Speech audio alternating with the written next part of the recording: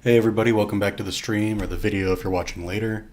I wanted to talk about college basketball today. We watched LSU lose yesterday to Alabama and give up 70 points, so that was a big deal in bolstering Texas Tech's defensive rating in Ken Palm as well as other Big 12 teams. So I wanted to start off by reading their offensive and defensive ratings just to prove how good the conference is. I think currently 8 out of 9 eligible teams in the Big 12 are projected to go into the tournament, which is insane to have all but one team in the conference go. So first off, Baylor, sitting at number 2, has the 5th ranked offense and the 12th ranked defense. The top 15, they're almost top 10 in both. And then we go down to Kansas. They have the 3rd ranked offense and the 35th ranked defense. So their offense is making up for a little bit of defensive deficiencies, but 35th is still incredible when you think about how many teams there are.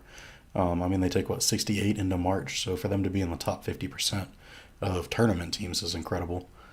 Then we go down to Texas Tech is 14th on Ken Palm's rankings. We're 66th offensively and second defensively, so the defense is definitely carrying the team. We've held a bunch of teams to their season lows. We lost Iowa State by 4 with our B team, basically. And the offense has gotten going a little bit. O'Banner and Williams seem to have found their stride, and Shannon Jr. coming back off of injury finally. Looks like Texas Tech's trending in the right direction. They hit a season high percentage in free throws against Iowa State, as well as their 3-point shooting has gotten a lot better. People are finally finding their stroke.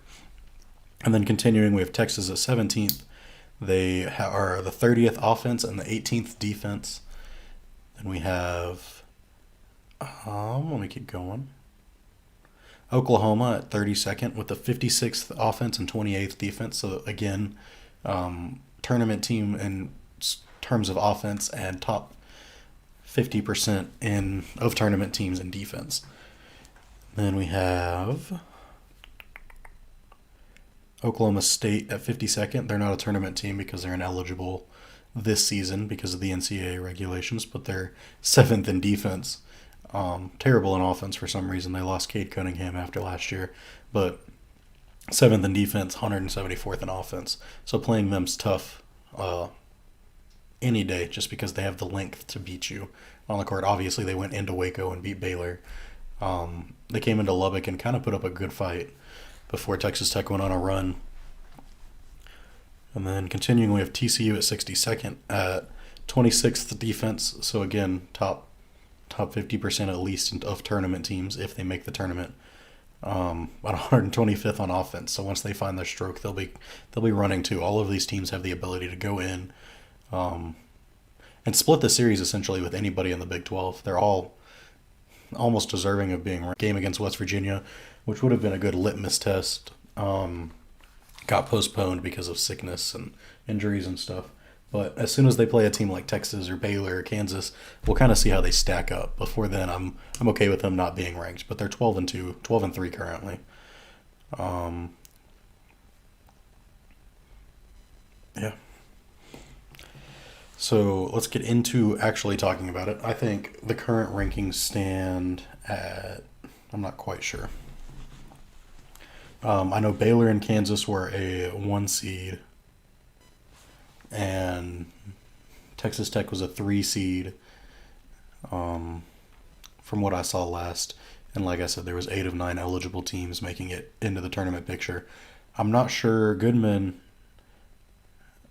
said yesterday he doesn't see Texas as being a tournament team currently. Hopefully they can find their stride. It's kind of disappointing to see a program that has the ability to be really good, has a great coach in Chris Beard that came from Texas Tech, even when he was doing great at Little Rock. He got a lot of high recruits, and they're not performing to standard. They can't fill their stadium. They had to give out free stuff and still probably didn't even give away all 750 chicken biscuits that they offered at their game the other day when they lost to Kansas State. But Kansas State is a good team for being unranked. They started off 0-4 in conference play, and then beat Texas Tech by almost double digits in Manhattan, and then went into UT and beat them by 1. So the Big 12's scary, man. They're Top to bottom, definitely the best conference. Um, there was a stat that I saw that was interesting earlier about teams in the top 25 that haven't had a top 25 win yet. There was five of them from what I saw. It was like USC, Houston, Texas, Michigan State, I think. Let me scroll and find it right quick because I don't want to get it wrong. But anyways, I think I also saw Goodman say the other day that Texas Tech was the worst Big 12 job. But you have to look at Lubbock has a population of almost 300,000, if not more than that, with more to do, and we have an international airport here. It seems like there's a lot worse teams like Ames for Iowa State, or Morgantown's definitely a college town that's probably fun to be at, but I don't think it's a better job. I don't think TCU's a better job. It should be a lot better than what it is currently with the about the area that they can recruit in and the facilities. They're definitely not living up to standard. Same with Austin currently. They are updating their facilities because Beard came in and wanted them updated. So they'll be back up towards the top with location and just notability, but notoriety, whatever word you want to use. I'm just not sure they have the ability to step up. Beard fits the Lubbock culture, it seems like, or the Little Rock culture, or wherever else more than the UT culture, because Texas seems to get a lot of like big recruits. They always get the top of the classes and stuff. But Beard, same as Coach Adams currently, they need guys that'll play with a chip on their shoulder. These McDonald's All-Americans and these five-star recruits don't seem to be their bread and butter when it comes to a winning formula, as we can see with the state of UT currently and the state of Texas Tech with all of these transfers. And how the transfer portal is working, it seems like it's benefiting a lot of smaller colleges that need these scrappy guys from smaller conferences. So like Texas Tech got a ton of transfers in. I don't think we have anybody in our starting lineup that started for us last year. I know we have someone coming off the bench that started for us last year, but he's been relegated to the bench, and he provides a spark. But these guys, Adams knew what he was looking for, and he brought him in as well. But now you have Beard, who's trying to get these fantastic transfers, fantastic recruits to play with their heart, and it's hard to do. They're coming from either losing programs or coming straight out of high school where they were the star, and it seems like you just can't get them clicking. But I think before March, he'll have them going on all cylinders, so I look forward to seeing them later in, maybe during the Big 12 tournament. And when they play Texas Tech in Austin and stuff, it's going to be good matchups. I think they'll play Kansas pretty close and Baylor pretty close at home at least. All right, I found the teams in the AAP top 25 without a ranked win currently. It's Houston, USC, UT, Loyola Chicago, and Illinois. And I know Goodman had put Illinois as his most delusional fan base, or whatever word he used for that, craziest. And Texas Tech's pretty well up there, but they've gone down with him saying that he's accepted the Adams culture. Kansas, I think, will split games with Tech. I don't think we can go up to to Kansas and beat them. They're probably the toughest environment in the Big 12 to play in, behind Tech, probably, when it comes to student sections and stuff. We'll probably split with Baylor. I don't have a huge hope of us beating them here, so we split with Iowa State already. I hope we split with Kansas State when they come here. I have no doubt we'll beat them. I know we'll at least beat UT in Lubbock before, but I'm not sure how it's going to be in Austin. Looking at how the ticket sales went, it seems like more than half of the tickets for the Tech-Texas game in Austin went to Tech fans, so it's almost going to be like another home game. That's one thing about Texas Tech fans. They travel really well. They have a pretty committed fan base.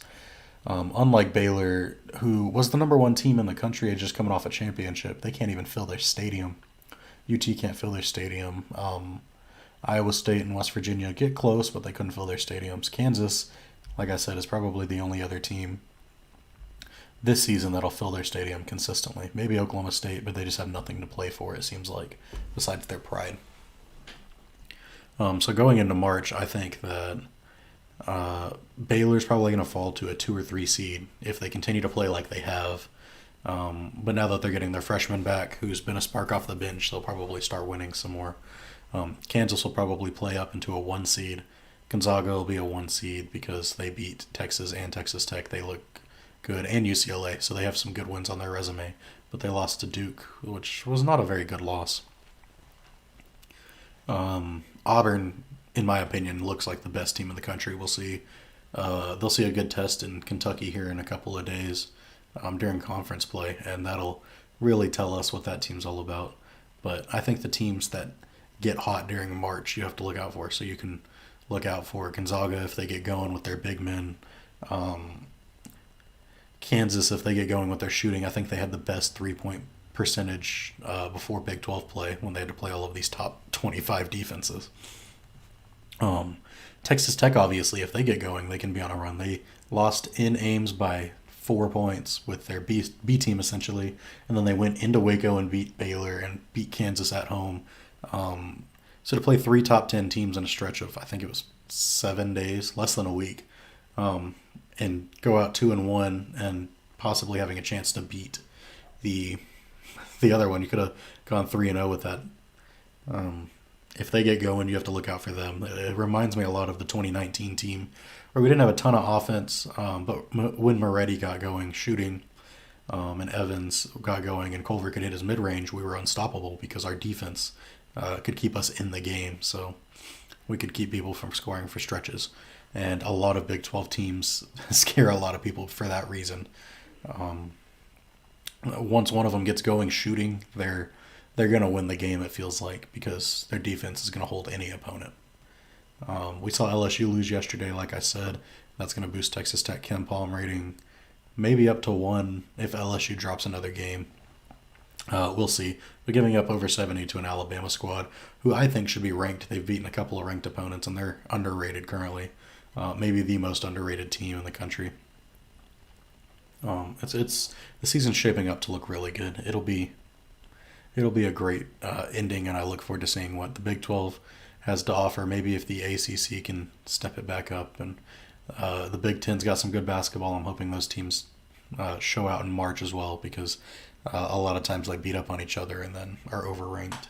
The SEC has great programs, and Bama, like I said, that should be ranked. We have Auburn, who I think is the best team overall, and then we have Kentucky as always. Um, yeah, the Pac-12 hasn't really made much noise, but they always can do something. USC seemed like their biggest hope before they dropped to an unranked Stanford team. So we'll see how they play out too. I'm sure 1 or 2 really good teams will come out, and they'll probably put 4 to 6 teams in the tournament. I'm not worried about it. I think every power conference will put probably at least 6 teams in.